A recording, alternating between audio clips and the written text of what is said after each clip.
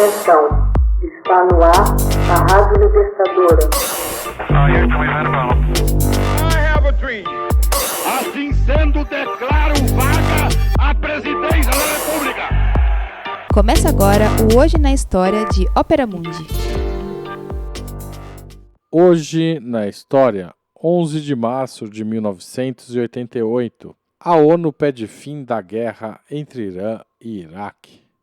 Em 11 de março de 1988, o Conselho de Segurança das Nações Unidas exigiu um cessar-fogo na guerra entre Irã e Iraque. O Iraque aceitou, mas o Irã não.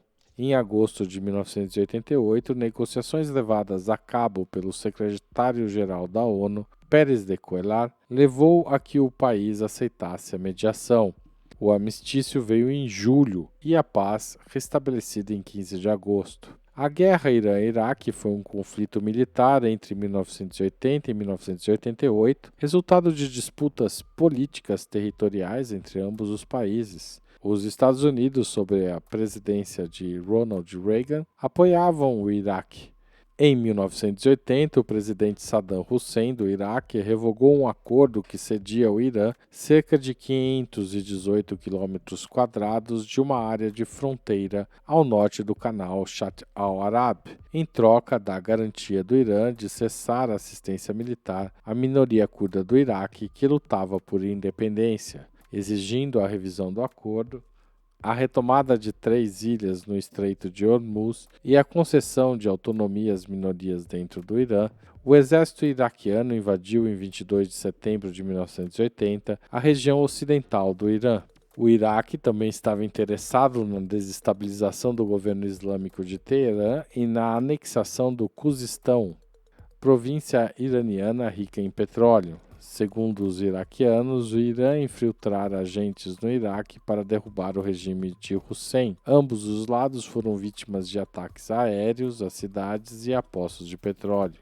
O Iraque esperava uma guerra rápida, pois contava com um exército equipado pela União Soviética. Outros países muçulmanos, como o Kuwait e a Arábia Saudita, também lhe davam apoio na esperança de enfraquecer Teherã.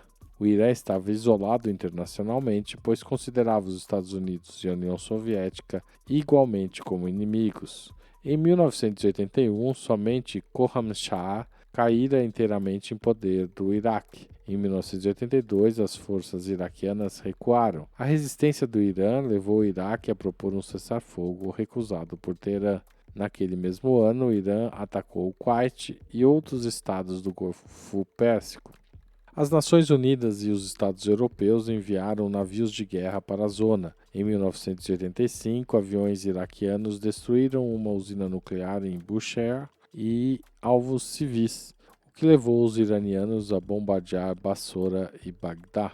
Os esforços de guerra do Iraque eram financiados pela Arábia Saudita e Estados Unidos, enquanto o Irã contava com a ajuda da Síria e da Líbia. A União Soviética, que vendia inicialmente armas para o Iraque, passou a comercializar mais com o Irã a fim de compensar o apoio norte-americano. Donald Rumsfeld, em 1983, viajou como enviado do presidente Ronald Reagan para o Oriente Médio para reforçar o apoio de Washington a Saddam Hussein. Curiosamente, Rumsfeld veio a ocupar o cargo de secretário de Defesa dos Estados Unidos no governo Bush e desencadeou a guerra contra o mesmo Hussein. Em meados de 1980, a reputação internacional do Iraque ficou abalada quando o país foi acusado de ter utilizado armas químicas contra tropas iranianas. A guerra entrou então em uma nova fase em 1987, quando Teherã aumentou as hostilidades contra a navegação comercial no Golfo Pérsico, resultando na ampliação da presença de navios norte-americanos na região. O Irã sofreu substancial perda de equipamentos militares, enquanto o Iraque continuava a ser abastecido pelo Ocidente. O conflito começou a preocupar as grandes potências quando atingiu o fluxo regular de petróleo, com os beligerantes afundando navios e instalações petrolíferas, prejudicando grandes fornecedores como o Kuwait. Essa guerra resultou em perdas de 1,5 milhão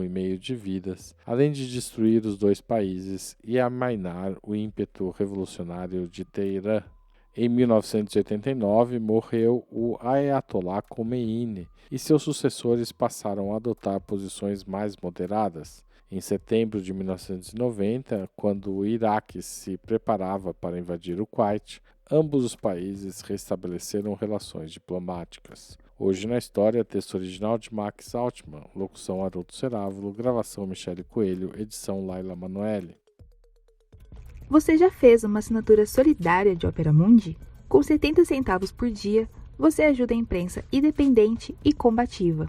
Acesse www.operamundi.com.br/apoio.